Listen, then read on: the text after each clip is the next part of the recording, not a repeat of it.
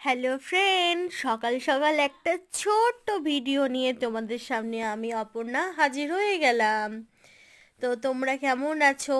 বছরটা কেমন কাটছে? এখনো তো অ্যাকচুয়ালি বছরটা বুঝা যায় না। এই 5-6 তারিখ তো হলো কেবল। তো যাই হোক, আজই সকাল সকাল আমি রান্নাঘরে প্রবেশ করলাম, চিমনিটা অন করে ফেললাম। দেখো আজ কি কি রান্না করছি, তোমরা দেখতে থাকো। এই যে কুচি কুচি করে কেটে রাখা আলু আলু ভাজবো। আর সঙ্গে আছে ফুলকপি, ফুলকপি, গাজর, আদা, টমেটো, আর এটা বিনস আর লঙ্কা চিড়ে রেখেছি। ভেজ ডাল করব। এই যে ডাল সেদ্ধ করে নিয়ে নামিয়ে নিয়েছি। এই যে এটা আমার মায়ের ননস্টিক কড়াই। কড়াইটা কালো হলো, খুব সুন্দরভাবে ভাজা হয়। আমার মা এটা ফেলতে চায় না।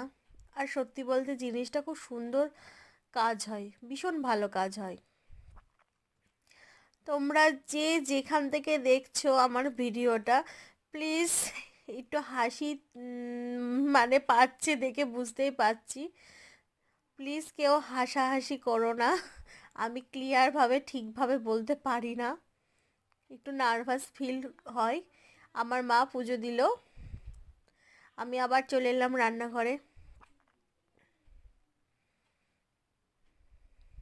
এই যে তেলটা গরম হচ্ছে, গাজরটা দিয়ে এইভাবে ভেজে নিলাম। এবার আস্তে আস্তে সব কটা সবজি আমি ভেজে নেব এক এক করে। এই যে গাজরটা বেশ ফ্রাই হচ্ছে, এদিকে ডালের জলটা গরম করতে বসিয়ে দিয়েছি। সকালবেলা ডিউটিতে যাই তো খুব তাড়াহুড়ো থাকে। মা পুজোর দিকে চলে যায় আর আমি রান্নার দিকে চলে আসি। তো ভালোই হয়েছে একদিকে রান্নার দিকে আসি। রান্না বান্না না করলে হাতের যে মানে রান্নার টেস্ট বোঝা যায় না। এই যে আমি চলে এসেছি খাবার নিয়ে। এই যে ভাত, আলু ভাজা, ডাল, আর এটা কচুর শাক। এটা আমার মা রান্না করেছে। এখন তো শীতকাল, সকালবেলায় এই 8:30টার সময় স্নান ধান হয়ে যায়, চুলটা রোদে শুকায়, আর এদিকে রোদে বসে বসে ভাতটা খেয়ে নিই। আর এই যে আমি বেরিয়ে পড়লাম ডিউটির জন্য। Thank you.